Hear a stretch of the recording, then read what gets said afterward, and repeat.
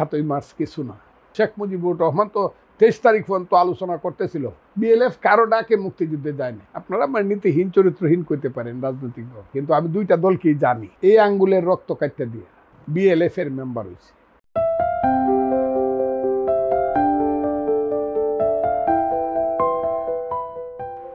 মুজিব বাহিনী গড়ে ওঠার কারণটা আমার জন্য সবচেয়ে সোজা কি জানেন? আমার কেন জানি কপালে এইরকমই আছে। আমি 40 বছর আওয়ামী লীগ করছি, এখন 18 বছর যাবত আমি বা 16 বছর যাবত আমি বিএনপি করি। কাজে আমি দুইটা দলই জানি কোনটার কি। আপনারা আমার নীতিহীন চরিত্রহীন করতে পারেন রাজনৈতিক দল, কিন্তু আমি দুইটা দলকেই জানি। আবার আমি মুক্তি বাহিনীও করছি, মুজিব বাহিনীও করছি। আমি আগস্ট পর্যন্ত যুদ্ধ করছি মুক্তি বাহিনী হিসেবে।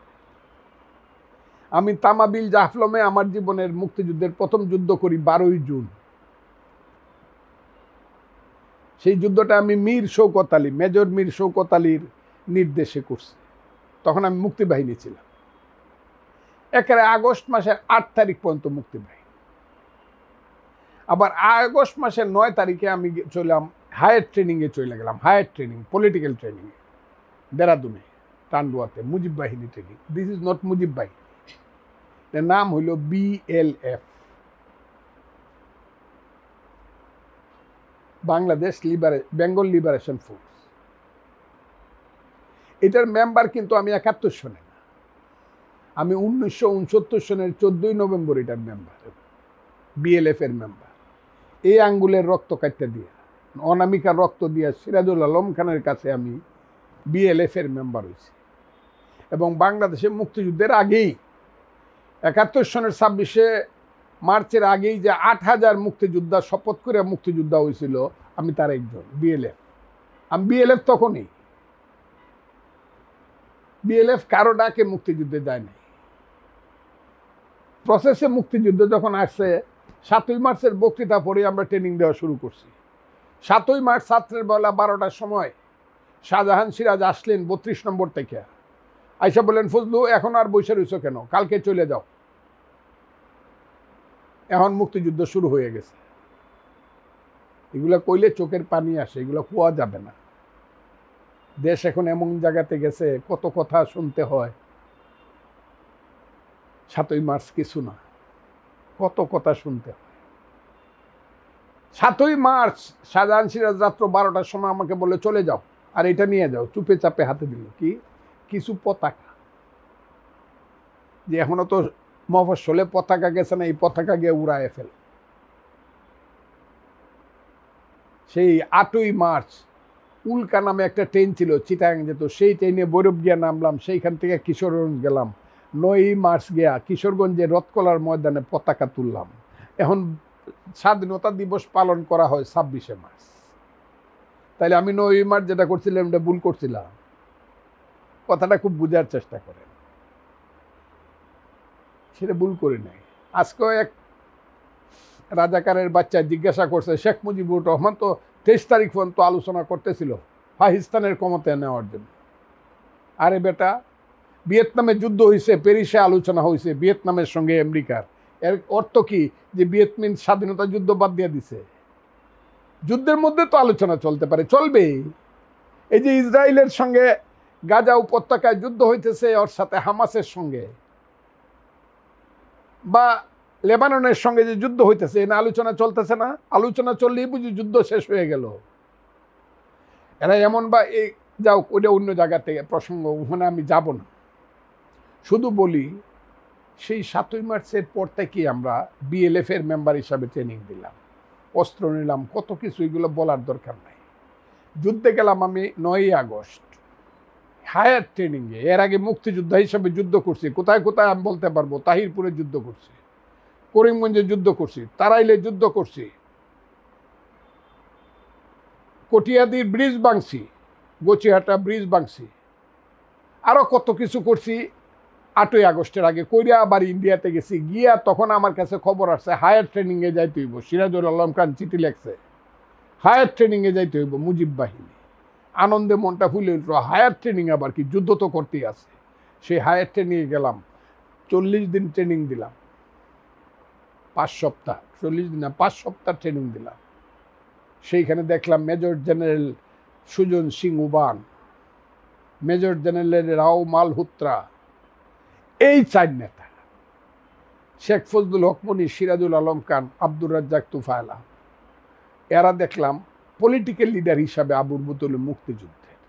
তাদের বক্তব্য হইল যুদ্ধ চলবে, মুক্তিবাহিনীও যুদ্ধ করবে, আমরাও করব, আমরাও মুক্তিবাহিনী, কিন্তু আমাদের মধ্যে পলিটিক্যাল একটা আইডিয়া থাকবে, আইডিওলজি থাকবে। সেই আইডিওলজির নাম হলো third philosophy of the world. Awami লীগের রাজনীতি পরবর্তী সময়ে যে গণতন্ত্র এবং সমাজতন্ত্র একসাথে লেখা হইল, এর কারণ হলো it is third philosophy of the world. গণতন্ত্র এবং সমাজতন্ত্র একসাথে থাকে না, কিন্তু বাংলাদেশে এটার মিশ্রণ হইল কেন? Third philosophy. আমরা গণতন্ত্রের মাধ্যমে সমাজতন্ত্র আমাদেরকে যেটা বোঝানো হইল সেটা রং ও রাইট পরের কথা, কিন্তু আমরা একটা ফিলোসফি নিয়ে যুদ্ধ করলাম। এই দেশটা যাতে কোনো কারণে সাম্প্রদায়িকদের হাতে না পড়ে, কোনো কারণে আলটারনেটিভদের হাতে না পড়ে, এই দেশটা যাতে শেখ মুজিব, তাজউদ্দিন, সৈয়দ নজরুলদের নেতৃত্ব, মুক্তিযুদ্ধের নেতৃত্ব থাকে, বিএলএফটাকে আমাদেরকে যেভাবে ট্রেনিং দেওয়া হয়েছিল এবং ব্রিফ করা হয়েছিল এটা ছিল তাই। কিন্তু বিএলএফের উপরে ইন্ডিয়ান পরাশক্তির মধ্যে, ইন্ডিয়ার শক্তির মধ্যে একটা দ্বন্দ্ব হইল বাংলাদেশ সরকারের সাথে, এবং সেই সরকারের সাথে যে গড়মিলটা হইল, সেই গড়মিলটার জন্য তাজউদ্দিন আহমদ অনেক দিন পর্যন্ত বিএলএফের সঙ্গে অনেক, শেখ ফজলুল হক মনি, সিরাজুল আলম খানের সঙ্গে তাদের অনেক তর্ক বিতর্ক হয়েছে। কিন্তু শেষ পর্যন্ত আপনি বই পড়ে দেখেন, অনেকগুলো বই আছে বিএলএফের সম্পর্কে, বই পড়ে দেন, সিরাজুল আলম খান এবং তাজউদ্দিন আহমদের মধ্যে সাংঘাতিকভাবে একটা সুরিত পরিবেশ হইল। ইয়েস, মুজিব বাহিনী এবং মুক্তি বাহিনী আমরা একসাথে যুদ্ধ করব, এবং সেই কারণে আমরা সব ভিতরে ঢুকলাম। আগে কিন্তু মুক্তি বাহিনী ঢুকতে, মুজিব বাহিনী ভিতরে ঢুকতে মুক্তি বাহিনীরা বাধা দিত বর্ডারে।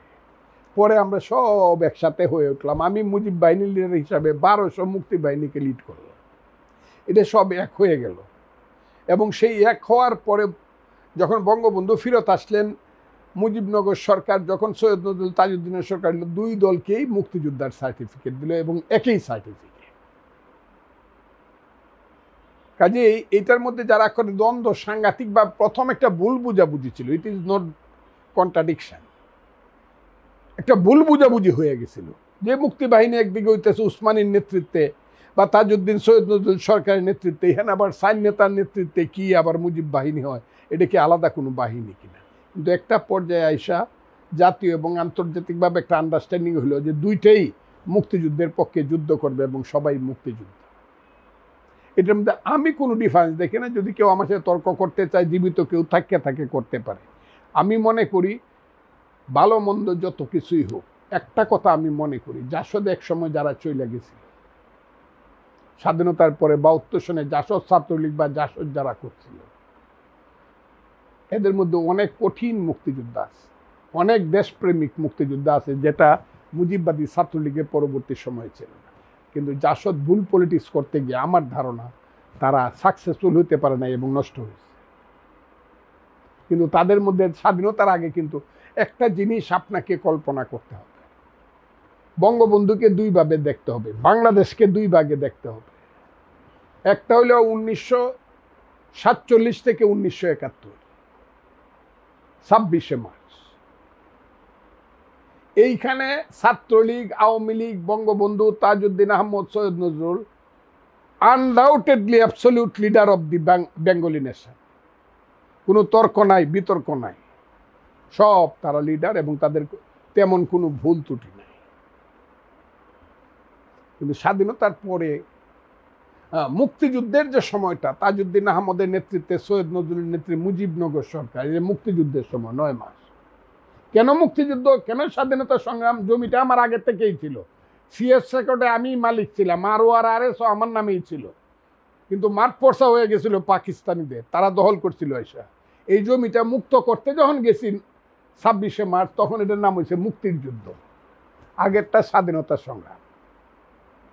এই মুক্তিযুদ্ধের 9 মাসের নেতার নাম হইল, মাঠটা মুক্ত করলো তাজউদ্দিন আহমদের নেতৃত্বে।